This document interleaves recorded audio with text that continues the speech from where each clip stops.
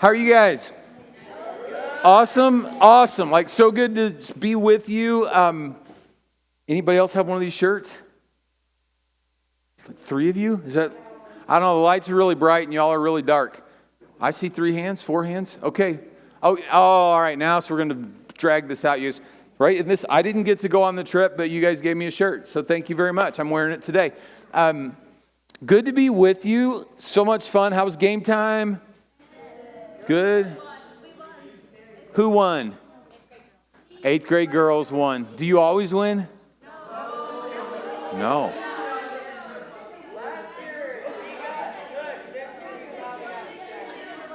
Oh, man. All right. What game did you play? Rock, paper, scissors. Yeah. Do you guys, so I have my grandkids, my 5-year-old grandson I play rock, paper, scissors with. And so we do rock, paper, scissors, but he likes to do fire. Does you guys throw fire in there? Water balloon? Okay, I'm taking water balloon with me next time I get to be with him. Okay, so I see no clock in this room again. How long do I have? 20-ish. What time do we need to be done? 7:30. Okay, so here's what I'm going to do. Do any of y'all have phones? Okay, so everybody that has a phone, set your alarm for 7:28. All right, let's do that. Everybody that has a phone, set your alarm for 7:28 p.m. Make sure it says p.m. All right, all right, how many alarms do we have set? Raise your hand if you just set an alarm. Okay, so 7:28, we're going to be done, all right? You guys ready for this? All right, so you're in this series called Say What? Right, like that. So this is about like things at church that maybe don't make a lot of sense to you off the start. Like what did you talk about last week? Anybody remember? About communion. Okay, awesome. How many of you were in church today when we took communion? Sweet. Yeah, so you got to do some. You remember anything else you've talked about in here? Baptism, worship. Awesome. What else? Sabbath. Yeah, man, that's a good one. What else? Is that the whole series? Yeah. Way to go, guys. All right, so good job. You got it. I didn't know the answer to any of those questions. You could have told me brown puppies, and I wouldn't, So I get to talk with you today about tithing, all right, tithing.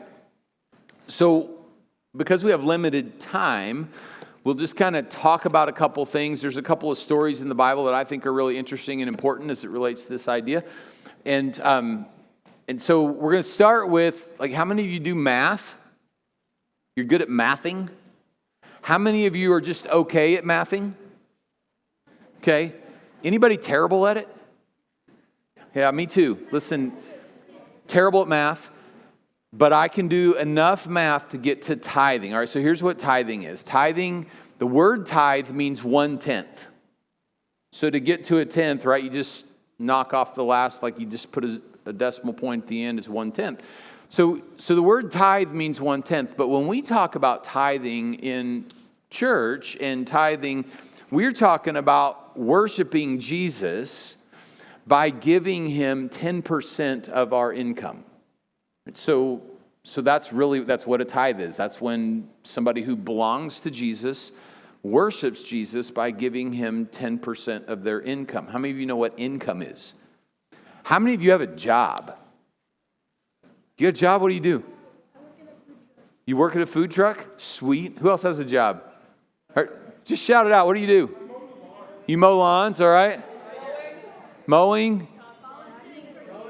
Volunteering. How many of you, okay, when I say a job, that's not volunteer. Job is you make money. Show me the money, right? Making a job. Babysitting.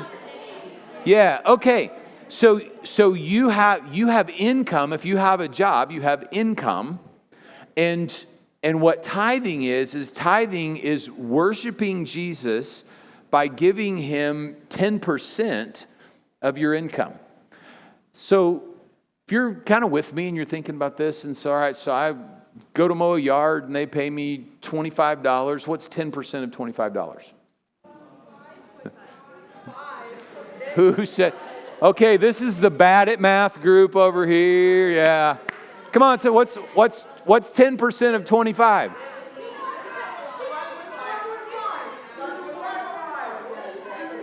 All right, $2.50. All right, stay with me. So tithing would be worshiping Jesus by giving him $2.50 of that $25 you got from mowing a yard, right? So you might be wondering, like, why in the world would I want to do that, right? Because we can worship Jesus a lot of different ways. We can worship Jesus by, we worship Jesus by reading our Bible in the morning, praying to him. We worship Jesus by coming to church and singing him songs. And we worship Jesus by talking to other people about him. There's a lot of different ways we worship Jesus. And you guys do all that, right? So we worship Jesus these other ways. So I worked really hard for this money. I worship Jesus these other ways. Why would I worship him by giving him $2.50 out of this $25 that I made? Because $2.50, it buys a candy bar. It saves for college, as young as you guys are. And so you got a different idea? I was wondering how you spell that. Spell which? Tithe? Candy bar. How to spell tithe? Tithe. Did you get it right?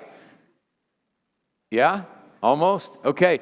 So why would we do something like this? So let me share with you where this idea of tithing comes from. It comes from, in the Bible, in the book of Genesis, Abraham. You know who Abraham is? Okay, so all right.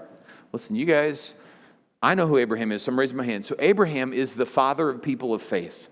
He's not the first guy to have faith in God in the Bible, but there's the most written about him, and he's the one that God points us back to him and says, people of faith, Abraham's their father, right? So he's, spiritually speaking, he is in our parentage if you're a person of faith. So Abraham has this encounter with this guy.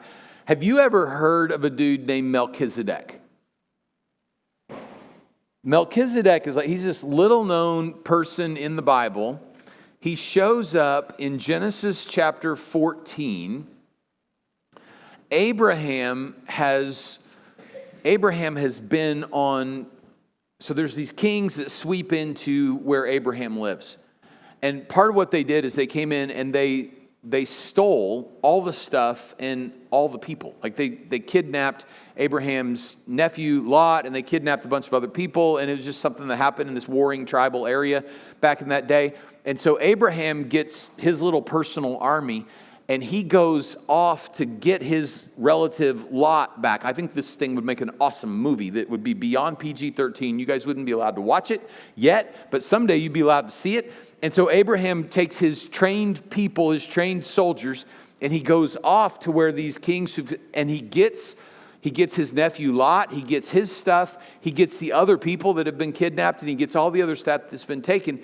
And he takes it away from these people who've stolen it from him, and he brings it back to where they live. And as he gets back close to where they live, Abraham is you can imagine what this has been like for him. This has been a battle that he's been in. It's been a long trip. There's been a lot of stress involved because am I going to find them? Are they okay? And he finds them, and they're okay, and he brings them back. So he comes back from this thing, and he's exhausted. And there's this guy named Melchizedek who meets Abraham in a field. And Melchizedek he's a priest of God Most High. And he meets Abraham in the field, and he gives Abraham bread and wine. We took communion today, right? We had bread and juice, but bread and wine. He gives Abraham bread and wine, and then he blesses Abraham. So it's this really cool moment where this guy, he's just come out of the blue, and he gives to Abraham things that lead to life and blesses him. And Abraham's response in that moment is gives him a tenth of all that he has. Like, this is crazy to me. Of all the things that Abraham could have done to respond to this one who has met him and ministered life to him, he gives him a tenth of all that he has. It's just a response, as an act of, we find out later, is in Hebrews in the Bible. So that's Genesis chapter 14. If we move forward to Hebrews chapter 6 into chapter 7, we find out that Melchizedek is a guy that, like, when we see Melchizedek in the Bible, we're kind of supposed to see Jesus. Melchizedek's name, his name means King of Righteousness. Does anybody know what your name means? What does your name mean? A person who plays the pipes, right? Yeah. So deep and so meaningful. Can you believe your parents were thinking of you when they, like, right? My name, Darril, means a gift. And not very many people agree with that, but like it is. What's your name mean? Guardian of the faith. Yeah. I mean, like, so our names mean something, right? So this guy Melchizedek, his name means King of Righteousness, and he's king of this place called Salem. So he's king over this place called Salem. You know what Salem means? Salem means peace. So the King of Righteousness, who is the King of Peace, meets Abraham in a field and gives him communion. And so we're supposed to see Jesus in that. And Abraham, who's the father of our faith, Abraham worships Jesus by giving him a tithe. And so this tithe, this act of giving of our income is really for us an act of worship. So I was talking to my wife, Marie, and I said, okay, I'm going to talk to middle schoolers. I'm going to tell you guys something. I have never talked to middle schoolers before. This is my first time ever. Can you believe that? Like, I'm this many years old, and I talk all the time. This is what I do for a living, and this is my first time to talk to middle schoolers.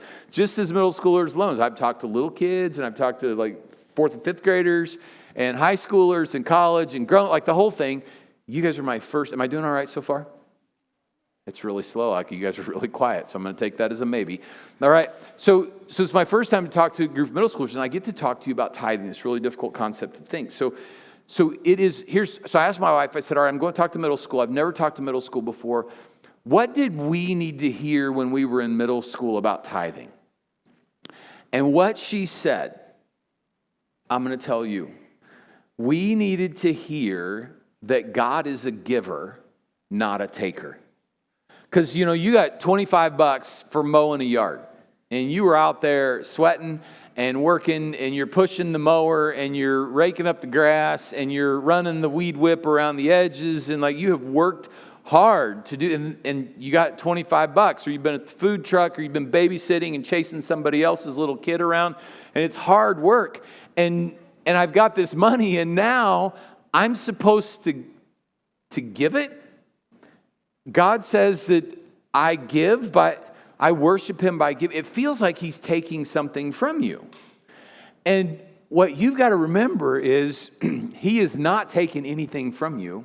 What he's done is he's given everything to you, and you get to respond to him, what he's giving to you. And again, this is where that story about Melchizedek means so much to me, because Melchizedek, who's a picture of Jesus, meets Abraham in the field and gives to him. Right? Gives him bread, gives him wine, gives him a blessing, and Abraham responds by giving him a tenth of all that he has.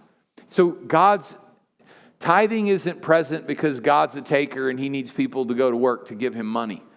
Tithing is an act of worship where you and I get to respond to the generosity of God towards us by being generous towards him. So that's the first thing to remember. God's a giver. He's not a taker. He's generous towards us, so we get to be generous to him. In Revelation chapter 5, verse 12, there's this really cool scene. So a lot of what happens, Revelation's the last book of the Bible. So Genesis is the first book of the Bible. Revelation is the last book of the Bible. And in Revelation chapter 5, verse 12, there's this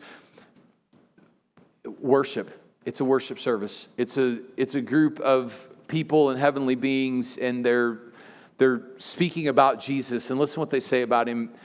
They say, to him who sits on the throne, so that's God the Father, and to the Lamb, that's Jesus, be praise and honor and glory and power forever and ever.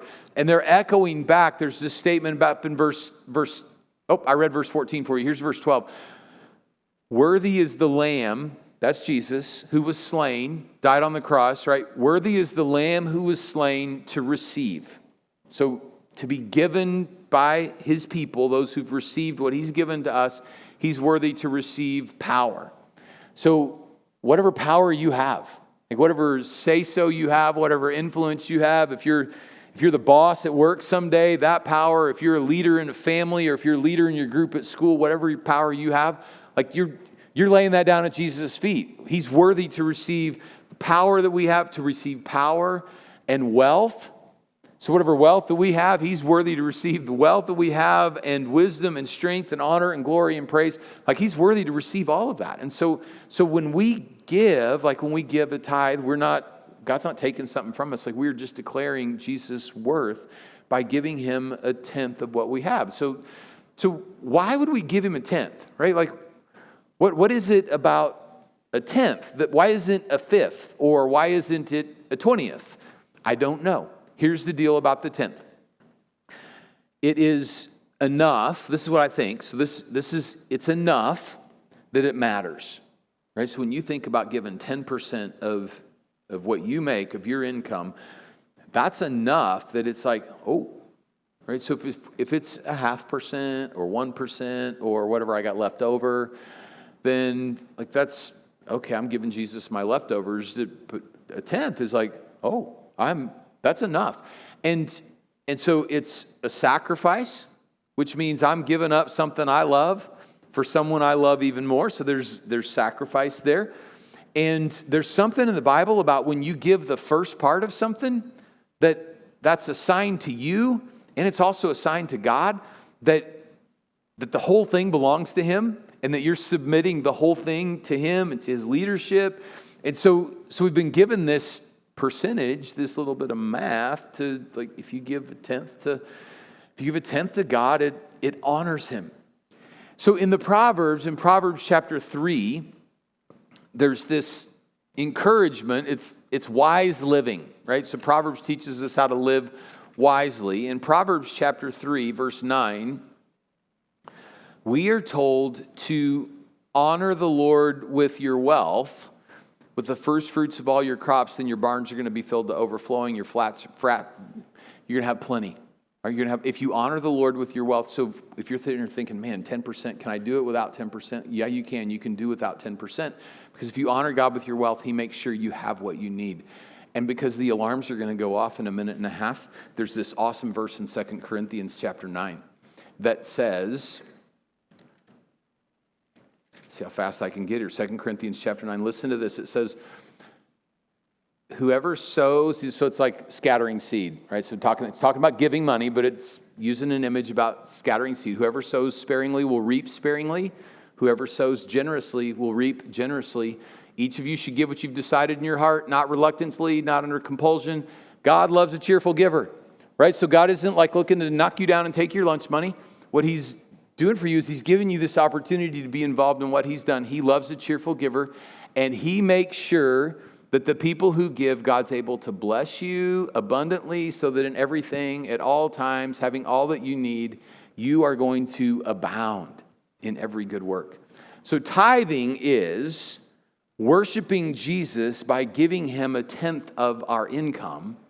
And as his people, we say, you are worthy, Jesus, to receive power, wealth, wisdom, honor, glory, strength. And we give to him generously. Oh, yours went first. You don't have to stop him. You don't have to stop him. Keep going. It's all right. Mine's not very loud up here. All right. Now we can stop him. Jesus, you're worthy of this income, and I'm inviting you into even this part of my life. All right. So tithing. Catch this. When your parents say, hey, what did you guys talk about at church tonight? And you say tithing, and they go like, oh man, what did they say about that? Do not tell them Pastor Darril said we had to tithe. Right? That's not what I've said. Tithing is an act of worship where we say to Jesus, you are worth having 10% of what I received, right? Okay, so you are worth 10% of my income. That's what tithing is. All right, and as you have income, be a tither. Like start now. Start tithing now, and it'll be easy for you as you grow up and get older. If you start when you're older, I started when I was older. It's harder. As you get older, you start it now. It's a beautiful thing. You get to be part of the great things God's doing. All right, I'm done. I'm going to pray for you guys. What's next, Andrea, for them?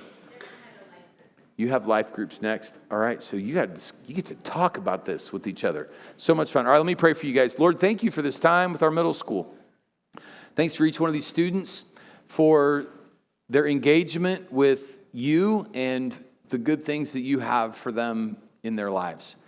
I pray your grace for them. I pray your peace in a world that pushes them towards anxiety. I pray for hope in a culture that emphasizes hopeless. I pray that they would know you and move towards you, and that they would be, as they go to life groups, able to be open and honest with each other and be willing to point one another towards you.